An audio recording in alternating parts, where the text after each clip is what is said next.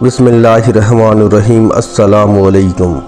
नाज़रीन किराम, तबूक के मकाम पर हुज़ूर अकरम सल्लल्लाहु अलैहि वसल्लम अपने लश्कर के साथ रौनक अफरोज़ थे और आप सल्लल्लाहु अलैहि वसल्लम के सामने कस्तन दुनिया का ईसाई शहंशाह हरकुलिस अपने लश्कर के साथ खीमाजन था। मुसलमानों के साथ जंग की इब्तिदा करने से पहले हरकुलिस अपने कुछ मुखबर मुसलमानों की लश्कर की तरफ रवाना किए और उन्हें यह हिदायत की कि मुसलमानों के लश्कर के मुतालिक इत्तलात उसे फराम करे। हरकुलिस के ये मुखबर जब हरकुलिस के पास वापस आए तो उन्होंने उसे ये बताया कि मुसलमानों के रसूल सल्लल्लाहु अलैहि वसल्लम सदका नहीं लेते, हाँ मगर हदिया ज़रूर कबूल फरमा लेते हैं। एले लश्कर बड़े रोब व दाब के साथ खीमाजन है और इस्लाम के लिए हर वक्त अपनी जान कुर्बान करने के लिए तैयार रहते हैं। ये इत्तलात सुनते ही ईसाइयों के शहंशाह के रोंगटे खड़े हो गए। मोरखीन लिखते हैं कि इसके होश व हवास गुम हो गए थे और वो मुसलमानों से मुकाबला किए बगैर ही अपने लश्कर को लेकर वापस चला गया। हुज़ूर अकरम सल्लल्लाहु अलैहि वसल्लम ने 20 रोज़ तक तबूक के मकाम पर क़याम किया। आप सल्लल्लाहु अलैहि वसल्लम ने इस दौरान एक मस्जिद भी तामीर करवाई और आसपास के इलाकों में तबलीग के इस्लाम के लिए कुछ हज़रात को रवाना किया। इस तबलीग के असरात से बहुत से अरब सरदारों ने जो रोमनों के माहतेत थे मुसलमानों की अतात कबूल कर ली थी। जिन ईसाई हुक्मरानों ने आपकी अतात कबूल की उनमें एला का हाकिम यूहन्ना भी शामिल था। ये बज़ात खुद हुज़ूर अकरम सल्लल्लाहु अलैहि वसल्लम की खिदमत में हाजिर हुआ और जजिया देकर आपसे मुआहदा कर लिया। इसके अलावा जर्जा और अजरा के ईसाई भी मुसलमानों की अमान में आ गए थे। तबूक के मकाम पर 20 दिन क़याम करने के बाद हुज़ूर अकरम सल्लल्लाहु अलैहि वसल्लम ने अपने लश्कर के साथ मदीने की तरफ रवाना हुए। रास्ते में आप सल्लल्लाहु अलैहि वसल्लम ने अपने एक अजीम सुपा सालार और आलिम इस्लाम के नायाब फर्जंद को दोमता अल जदल किले की तरफ रवाना किया। ये किला मदीना और दमश्क के दरमियान एक पहाड़ी इलाके पर वाक़ था और उस वक्त इसका हाकिम एक शख्स अकीदर बिन अब्दुल मालिक था। वो रोमनों का हलीफ था। मुसलमानों के वो अजीम सुपा सालार जब अपने 400 हमराइयों के साथ अकीदर किले की तरफ रवाना होने लगे तब हुज़ूर अकरम सल्लल्लाहु अलैहि वसल्लम ने उन्हें ये नसीहत फरमाई, देखो अकीदर बिन अब्दुल मालिक नील गाहे का शिकार करने का बड़ा शौकीन है। जिस वक्त तुम उसके पास जाओगे तो वो नील गाहे का शिकार कर रहा होगा, लिहाजा तुम लोग उसे ज़िंदा गिरफ्तार करके मेरे पास ले आना। हुज़ूर अकरम सल्लल्लाहु अलैहि वसल्लम का ये फरमान सुनकर वो सुपा सालार अल जदल किले की तरफ रवाना हो गया। जब वो अकीदर किले के करीब पहुँचे तो रात हो चुकी थी और किले का दरवाज़ा भी बंद था। वहाँ पहुँचकर इन सुपा सालारों को पता चला कि अकीदर बिन अब्दुल मालिक इस वक्त अपनी बीवी रुबाब के पास बैठा शराब पी रहा था। इन उसी ही लम्हा वहाँ पर एक पहाड़ी गाय यानी कि नील गाय नमूदार हुई और वो किले के दरवाजे पर टक्कर मारने लगी थी। किले के अंदर अकीदर बिन अब्दुल मालिक और उसकी बीवी रुबाब दोनों बैठे हुए थे कि रबाब ने नील गाय को किले के दरवाजे पर टक्कर मारते हुए देखा।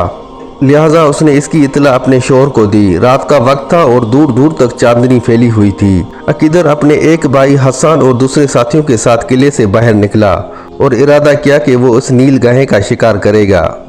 वो अपने भाई और दूसरे खिदमतगारों और खुदाम के साथ शिकार करने के लिए किले से बाहर निकला ही था कि मुसलमानों के वो सालार जिन्हें हुज़ूर अकरम सल्लल्लाहु अलैहि वसल्लम ने उन्हें गिरफ्तार करने के लिए भेजा था उस पर हमलावर हो गए और उसे पकड़कर उसकी मशकें कस दी।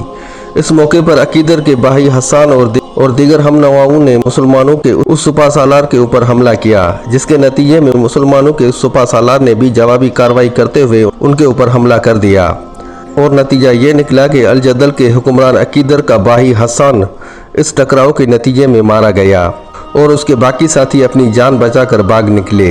इस मुसलमान सुपा सालार ने अकीदर को जिंदा गिरफ्तार करके हुज़ूर अकरम सल्लल्लाहु अलैहि वसल्लम की खिदमत में पेश किया। उस मौके पर हुज़ूर अकरम सल्लल्लाहु अलैहि वसल्लम ने अज़राए करम अकीदर को अमान दी और अहदनामा लिखकर जजिया मुकर्रर फरमाया और उसके किले पर हाकिम की हैसियत से उसे बरकरार रखा। मुसलमानों के ये सुपा सालार जो अल जदल के हुक्मरान अकीदर पर हमलावर हुए और उन्हें नील गाय के शिकार करते हुए इसे गिरफ्तार किया, ये हज़रत खालिद बिन वलीद रज़ी अल्लाह ताला अन्हा थे। आपका पूरा नाम अबू सुलेमान खालिद बिन वलीद है। حضرت خالد بن ولید کا سلسلہ نسب حضور اکرم صلی اللہ علیہ وآلہ وسلم کی 7ویں پشت میں جا کر ایک شخص مروہ سے مل جاتا اور اسی شخص پر حضرت ابو بکر صدیق رضی اللہ تعالی عنہ کا سلسلہ نسب بھی حضور اکرم صلی اللہ علیہ وآلہ وسلم سے ملتا تھا۔ آپ کی والدہ لبابہ صغرا ام المومنین حضرت میمونہ کی حقیقی ہمشیرہ تھی۔ اس طرح سے حضور اکرم صلی اللہ علیہ وآلہ وسلم حضرت خالد بن ولید کے حقیقی خالو تھے اور خاندان نبوت سے یہ آپ کا دوسرا قریبی رشتہ تھا۔ جنگجو یانا اوصاف و علم و فضل اور اچھائی کی کثرت کے باعث بنو مخزوم قریش میں خاص درجہ رکھتے تھے اور بنو ہاشم کے بعد اسی قبیلے کی اہمیت دی جاتی تھی۔ زمانہ جاہلیت کی رسم کے مطابق قریش کے تمام شاخوں کے ذمہ کوئی نہ کوئی فوجی خدمت لگائی جاتی تھی۔ جنگ کے دوران اس خدمت کا پورا کرنا فرض خیال کیا جاتا تھا۔ اس لحاظ سے بنو مخزوم کے ذمہ لڑائی کے دنوں لشکر کے گھوڑے مہیا کرنا اور لشکریوں کے آرام اور سامان جنگ کو اکٹھا کرنے کے لیے خیمے بھی نصب کرنا تھا۔ حضرت خالد رضی اللہ تعالی عنہ کے والد ماجد عبد الشمس الولید بن المغیرہ المخزومی مکہ کے انتہائی متمول اور با اثر شخص سمجھے جاتے تھے۔ مکہ سے طائف تک آپ کے باغات پھیلے ہوئے تھے۔ ان کے مال و دولت کا اندازہ اس بات سے لگایا جا سکتا ہے کہ ایک سال آپ تنہا خانہ کعبہ کا غلاف بنواتے تھے اور دوسرے سال تمام قریش مل کر خانہ کعبہ کا غلاف بنواتے تھے۔ حج کے ایام میں منا کے مقام پر حاجیوں کو ایک وقت کا کھانا بھی وہ کھلایا کرتے تھے۔ حضرت خالد کے والد ماجد ولید اسلام کے سخت مخالف تھے۔ وہ آخری سانس تک مسلمانوں کو تکلیف پہنچانے میں پیش رہے تھے۔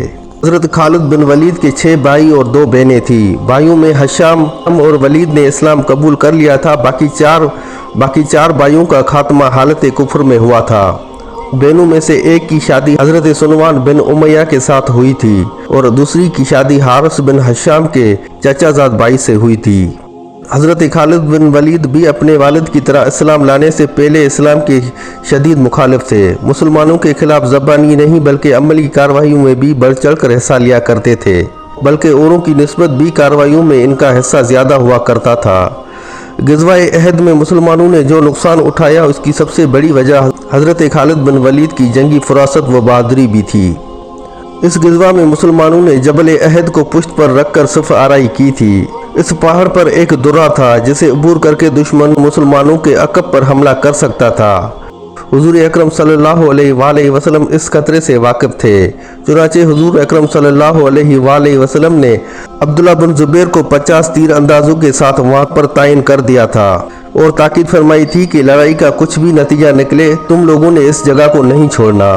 خالد بن ولید غزوہ احد میں مشرکین قریش کے دستوں کی قیادت کر رہے تھے۔ انہوں نے کئی بار اس درے کی طرف سے مسلمانوں پر حملہ آور ہونے کی کوشش کی، لیکن تیر اندازوں کے اس دستے کی وجہ سے اسے ہر مرتبہ ناکام لوٹنا پڑا۔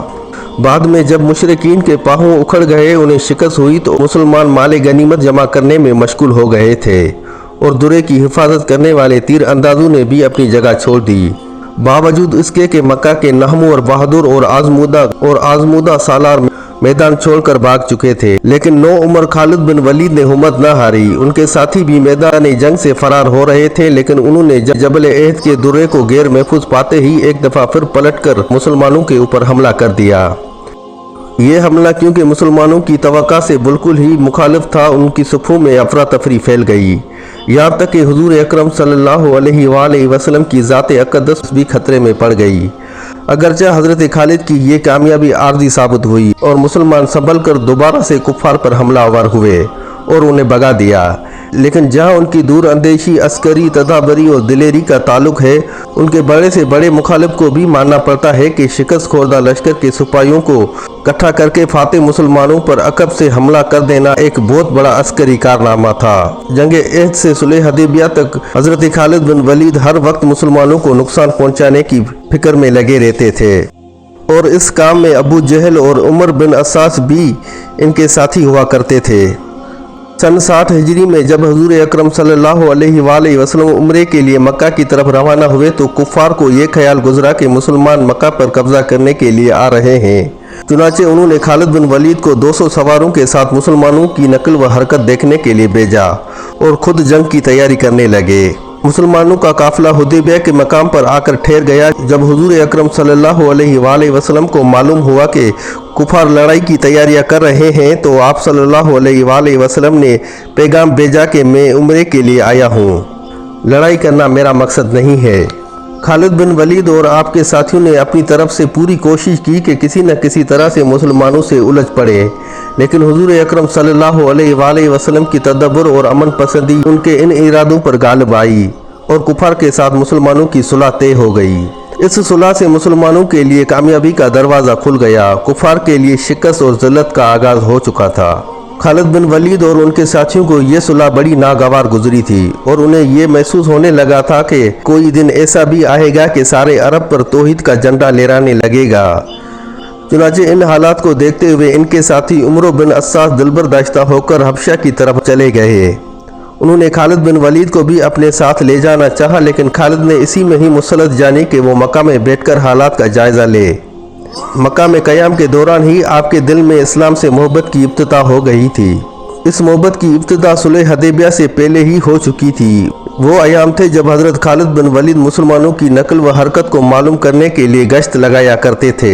हज़रत खालिद बिन वलीद रज़ी अल्लाह ताला अन्हु खुद फरमाते हैं कि जब रसूल अकरम सल्लल्लाहु अलैहि वसल्लम ऐनान के मकाम पर क़याम फरमा थे तो मैंने देखा कि हुजूर अकरम सल्लल्लाहु अलैहि वसल्लम नमाज अदा कर रहे थे। मैंने हर चंद कोशिश की कि हुजूर अकरम सल्लल्लाहु अलैहि वसल्लम और आप सल्लल्लाहु अलैहि वसल्लम के सहाबा को नुकसान पहुंचाऊं, लेकिन मेरी कोई भी कोशिश कामयाब ना हुई। उस वक्त मेरे दिल में ये अलार्म हुआ कि खुदा आप सल्लल्लाहु अलैहि वसल्लम का हाफिज व नासुर है और हम चाहे कितनी भी कोशिश करें इनके ऊपर गालिब नहीं आ सकते। इस तरह पहली बार इस्लाम की सदाकत हज़रत खालिद बिन वलीद पर जाहिर हुई। अपने दोस्तों के मुताबिक कुदरत ने खालिद बिन वलीद को जहाँ बेमिसाल बहादुरी और शेरोज़ी बख्शी हुई थी, वहीं सच्चाई कबूल करने की पायान सलाहियत भी अता की थी। हज़रत खालिद बिन वलीद के एक भाई पहले ही इस्लाम कबूल कर चुके थे। उन्होंने हुजूर अकरम सल्लल्लाहु अलैहि वसल्लम के पास मदीना में ही रिहाइश इख्तियार कर ली थी। उन्होंने हुजूर अकरम सल्लल्लाहु अलैहि वसल्लम के कहने पर अपने भाई खालिद बिन वलीद को ख़त लिखा और इस्लाम कबूल करने की दावत दी। हज़रत खालिद बिन वलीद खुद फरमाते हैं कि इस खत ने गोया मेरे दिल में आग बरसा कर रख दी थी। भाई का खत देखते ही मेरी हालत ऐसी हो गई जैसे सूखे में किसी ने आग लगा दी हो। मेरी ज़बान पर बेइख्तियार कलमा तौहीद जारी हो गया था और जी चाह रहा था कि पर लगाकर उड़कर हुजूर अकरम सल्लल्लाहु अलैहि वसल्लम की खिदमत में हाजिर हो जाऊं और अपना तन मन धन सब कुछ हुजूर अकरम सल्लल्लाहु अलैहि वसल्लम पर कुर्बान कर दूं। चुनाचे उसी वालियाना अंदाज में हज़रत खालिद बिन वलीद अपने एक साथी ओस्मान बिन तलहा के साथ मक्का से मदीना की तरफ रवाना हुआ ताकि हुजूर अकरम सल्लल्लाहु अलैहि वसल्लम की खिदमत में हाजिर होकर इस्लाम कबूल कर लें। रास्ते में इन दोनों की मुलाकात उमर बिन आस से हुई, जो कि हबशा से इस्लाम कबूल करने के लिए हुजूर अकरम सल्लल्लाहु अलैहि वसल्लम की खिदमत में आ रहे थे। इस तरह से तीनों साहिब हैसियत और आलम इस्लाम के नामों और अजीम सपा सालार बनने वाले हुजूर अकरम सल्लल्लाहु अलैहि वसल्लम की खिदमत में हाजिर हुए और इस्लाम को कबूल फरमाया। हज़रत खालिद बिन वलीद के इस्लाम लाने के मुतालिक एक रवायत ये भी है कि जब अल्लाह ताला ने उनके दिल में इस्लाम की रग़बत डाल दी थी तो आपने खुदा की तरफ से नाजिल होने वाले कुरान पर गौर किया और एक मरतबा कुरैश के मजमे में खड़े होकर कहने लगे, हर साहिब अकल और जी शऊर के लिए अब ये अमर वाज़े हो चुका है कि हुजूर अकरम सल्लल्लाहु अलैहि वसल्लम ना साहिर है और ना शाहिर है। इनका कलाम रब्बुल आलमीन की तरफ से है। बस अब हर फर्द के ऊपर इनका इत्तबा वाजिब हो चुका है। इनके इन अल्फाज के जवाब में अकरमा बिन अबू जहल, जिन्होंने इनके बाद इस्लाम को कबूल किया था, घबरा उठे और कहने लगे, ए खालिद, क्या तू मर्तद हो गया है? हज़रत खालिद बिन वलीद ने फरमाया कि मैं मर्तद नहीं बल्कि मुसलमान होकर दीन हक में दाखिल हो गया हूँ। तब अकरमा बिन अबू जहल कहने लगे कि वल्लाह तेरे बजज तेरे अलावा कोई नहीं है जो ऐसी बात ज़बान पर लाए। हालांकि जंग बदर में हुजूर अकरम सल्लल्लाहु अलैहि वसल्लम ने तेरे बाप के मर्तबा और आबरू को ख़त्म किया और तेरे चचाजाद भाई को कत्ल किया। वल्लाह मैं तुझसा नहीं जो इस्लाम लाहूँ और ऐसी बातें करने लगूं। ए खालिद, क्या तुझे मालूम नहीं है कि तेरी कौम कुरैश मोहम्मद सल्लल्लाहु अलैहि वसल्लम से बरसरे पेकार है? जवाब में हज़रत खालिद बिन वलीद ने फरमाया कि ये सब जाहिलियत और बातनी काम है।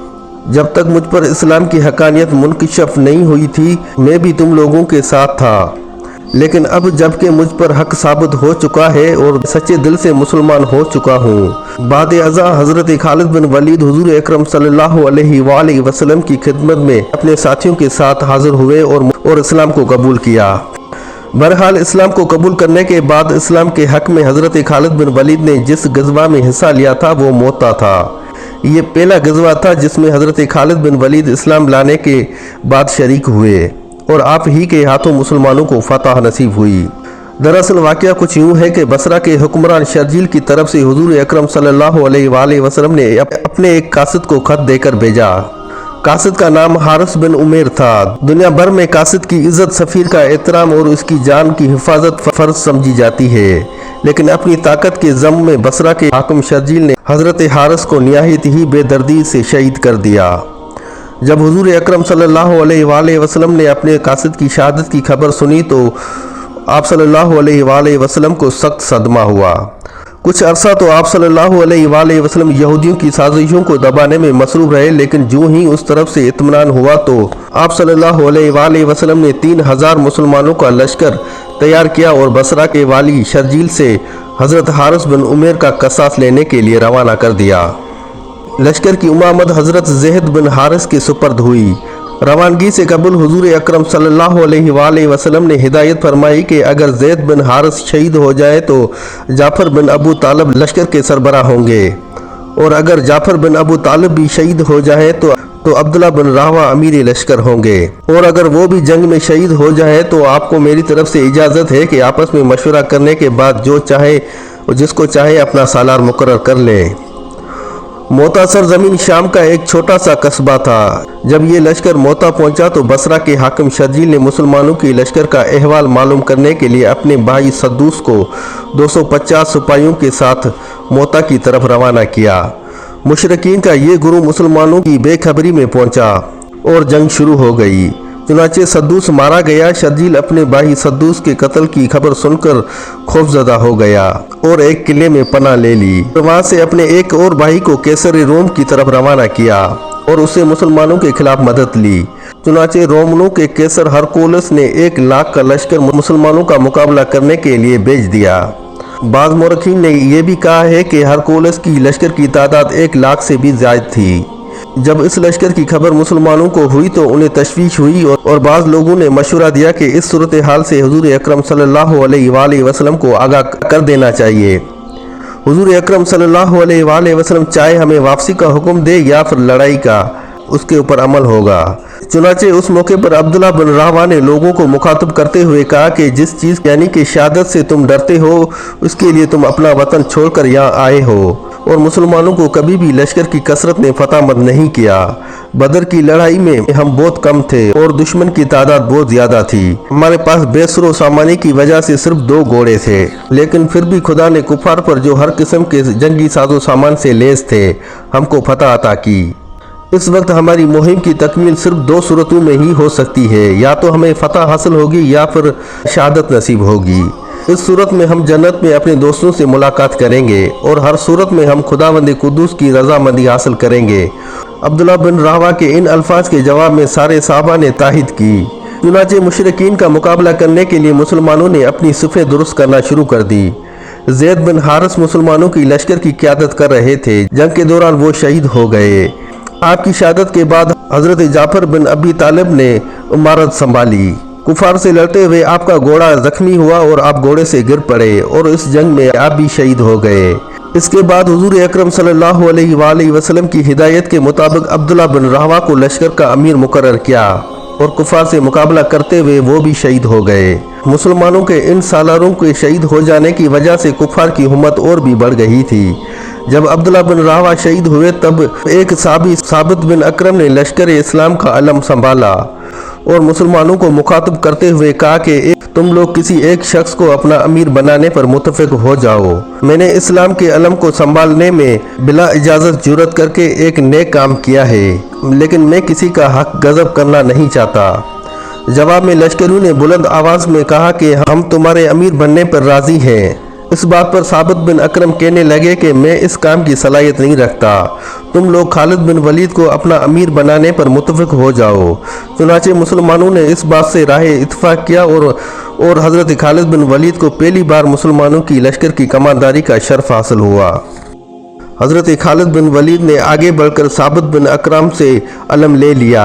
इस्लामी को लेते हुए साबित बिन अकरम से कहा कि तुम उम्र में भी मुझसे बड़े हो और मर्तबे में भी मुझसे बड़े हो, क्योंकि तुम असहाबे बदर हो। लेकिन हज़रत साबित बिन अकरम ने फरमाया कि ये सब कुछ सही है, मगर जंग में महारत व शुजात और मर्दानगी तुम्हारा ही हिस्सा है। फिलहाल वाक़या मैंने ये अलम तुम्हें ही देने के लिए उठाया था। हज़रत खालिद बिन वलीद जब अपने लश्कर के अमीर हुए तो मुसलमान खौफज़दा होकर भाग रहे थे। ये हालत देखकर हज़रत खालिद रज़ी अल्लाह ताला अन्हा के इशारे पर एक मुसलमान लश्करी ने भागते हुए मुसलमानों को पुकार कर कहा कि मुसलमानों, मैं तुमसे पूछता हूँ कि आकर मौत से भागकर कहाँ जा सकते हो? वो तुम्हें हर जगह आकर पकड़ेगी। क्यों न जहाद में मर्दों की तरह जान दे दें। ज़रा गौर करो, अल्लाह के रास्ते में जहाद करते हुए शहीद होना अच्छा है या बुज़दिलों की तरह भागते हुए पुश्तों पर दुश्मन के तीर खाना अच्छा है? ये सुनकर मुसलमान पलटे और संभले। फिर हज़रत खालिद बिन वलीद की सालारी में हैरत अंगेज़ फुर्ती और होशमंदी के साथ मुनज़्ज़म होकर आगे बढ़े और दुश्मन पर ज़ोरदार हमला कर दिया। यूँ रात हो गई और दोनों लश्कर अपने अपने पड़ाव की तरफ चले गए। अगले रोज़ खालिद बिन वलीद ने अपनी मर्जी और मंशा के मुताबिक लश्करों की सफ़ों में काफ़ी तब्दीलियाँ की और लश्कर की सफ़ों को इस तरह से फैलाया कि दूर तक लश्करियों को खड़ा किया। लश्कर की एक तरह से काया ही पलट गई। देखने वाला ये नहीं बता सकता था कि ये वही लश्कर है जो कल लड़ रहा था। मुशरिकीन ने जब लश्कर की इस तब्दीली को देखा तो वो खौफज़दा हो गए और वो ये समझे कि रात ही रात में शायद मुसलमानों को कोई मदद मिल गई ही है। इस ख्याल ने उनके ऊपर खौफ तारी कर दिया और इस तरह से वो मुकाबले की ताब ना ला सके और मैदान जंग से भाग निकले। और इस तरह से अल्लाह ताला ने कुफार के एक बहुत बड़े लश्कर के मुकाबले में हज़रत खालिद बिन वलीद को कामयाब व कामरान रखा और दुश्मनान इस्लाम को ज़िल्लत व शिकस्त से दो चार किया। ग़ज़वा मोता में हज़रत खालिद बिन वलीद जिस बहादुरी और तदब्बुर का मुजाहिरा किया, तारीख में इसकी मिसाल नहीं मिलती।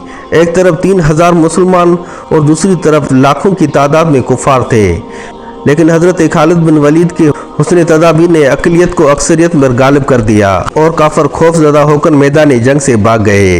इसी जंग मोता में कुफार के साथ जंग करते हुए हज़रत खालिद बिन वलीद के हाथ से 9 तलवारें टूटी थी और इस जंग में हज़रत खालिद बिन वलीद की बेहतरीन और बेमिसाल कारगुजारी को देखते हुए हुजूर अकरम सल्लल्लाहु अलैहि वसल्लम ने आपको सैफुल्लाह यानी कि अल्लाह की तलवार का खिताब अता फरमाया।